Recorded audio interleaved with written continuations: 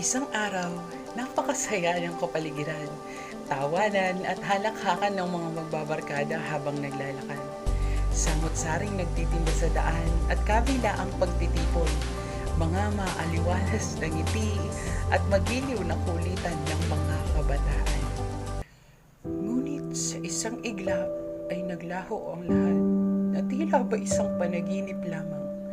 Nagsara ang mga tindahan, tumahimik ang daan, at napakalinis ng mga pasyalan na para bang dinaanan ng delubyo.